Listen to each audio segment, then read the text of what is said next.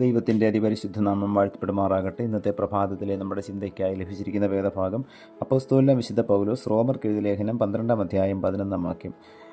ഉത്സാഹത്തിൽ മടുപ്പില്ലാതെ ആത്മാവിൽ എരിവുള്ളവരായി കർത്താവിനെ സേവിപ്പിൻ.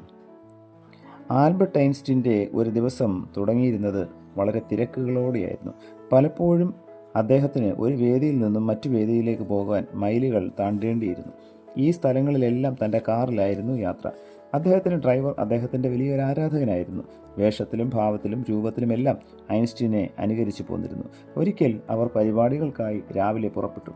മൈലുകൾ താണ്ടിയുള്ള യാത്ര അദ്ദേഹത്തെ ക്ഷീണിതനാക്കി. അടുത്ത വേദിയിൽ പങ്കെടുക്കാൻ കഴിയാത്ത വിധം അദ്ദേഹം ക്ഷീണിതനായി. ഒരക്ഷരം പോലും ഉരിയാടാൻ അദ്ദേഹത്തിന് കഴിയുമായിരുന്നില്ല.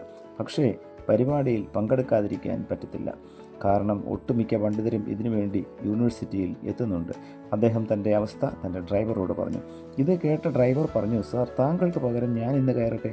കൂടുതലായി ഒന്നും സംസാരിക്കില്ല. എത്രയോ വർഷങ്ങളായി താങ്കളുടെ കൂടെ നടക്കുന്ന ആളല്ലേ ഞാൻ. എനിക്കൊരവസരം തരൂ സാർ.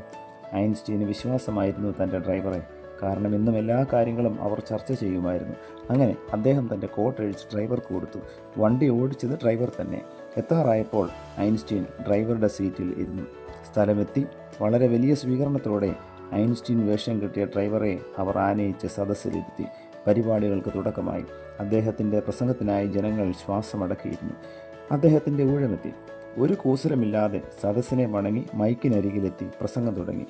ജനം അതുവരെ കേൾക്കാത്ത ശാസ്ത്ര സത്യങ്ങൾ അവർക്ക് മനസ്സിലാകുന്ന രീതിയിൽ അവർക്ക് മുന്നിൽ നിർത്തി. അത് കേട്ട് ജനങ്ങളുടെ ഇടയിൽ ഒരു മൂലയിൽ ഒതുങ്ങിക്കൂടിയിരുന്ന യഥാർത്ഥ ഐൻസ്റ്റീൻ പോലും ഞെട്ടിപ്പോയി. അവസാനമായി വലിയ കൈയടി. ഇത് കേട്ട് അസൂയാലുക്കളായ കുറേ ചിന്തകർ കുഴയ്ക്കുന്ന കുറേ ചോദ്യങ്ങളുമായി അദ്ദേഹത്തിൻ്റെ ചുറ്റും കൂടി. ഇത് മനസ്സിലാക്കി അദ്ദേഹം ഭയമൊട്ടും പുറത്തു കാണിക്കാതെ ചോദ്യങ്ങളെ ധൈര്യപൂർവ്വം നേരിട്ടു. ആ ചോദ്യം കരുതിക്കൂട്ടി തന്നെ കഠിനമായ ഒന്ന് അവർ ചോദിച്ചു. ഇത് കേട്ട് സദസ്സിനെ നോക്കി അദ്ദേഹം ഉച്ചത്തിൽ ചിരിച്ചു.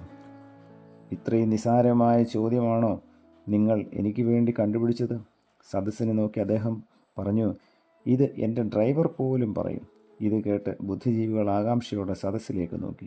ഇത് കണ്ടൊരു മൂലയിലിരുന്ന സാക്ഷാൽ ഐൻസ്റ്റീൻ സ്റ്റേജിലേക്ക് ഓടി വന്ന് ആ ചോദ്യത്തിന് മറുപടി കൊടുത്തു. ഇത് കേട്ട് എല്ലാവരും തല താഴ്ത്തിയിരുന്നു പോയി. ആരും പിന്നീട് ഒരു ചോദ്യവും ചോദിച്ചില്ല. അവർ ആ സ്വീകരണവുമെല്ലാം ഏറ്റുവാങ്ങി സന്തോഷത്തോടെ നീങ്ങി. ബുദ്ധിയും മനസ്സാന്നിധ്യവും കരളുറപ്പും ഉള്ളവന് ജീവിതത്തിൽ ഏത് വിഷമഘട്ടവും തരണം ചെയ്യുവാനായി സാധിക്കും. കുറിവാക്കി നമ്മെ ഓർമ്മിപ്പിച്ചത് ആത്മാവിൽ എരിവുള്ളവരായി കർത്താവിനെ സേവിക്കുവാനാണ്. ഇന്നത്തെ പ്രഭാതത്തിൽ ആ എരിവോടുകൂടെ കർത്താവിനെ സേവിക്കുവാനായിട്ട്, ഉത്സാഹത്തിൽ മടുപ്പില്ലാതെ ജീവിപ്പാനായിട്ട് ദൈവത്തിൻ്റെ പരിശുദ്ധാത്മാവ് നമ്മയും സഹായിക്കട്ടെ. പ്രാർത്ഥിക്കാം. പ്രിയ കർത്താവെ, ലഭിച്ച വചനത്തിനായി നന്ദിയോടെ സ്തോത്രം.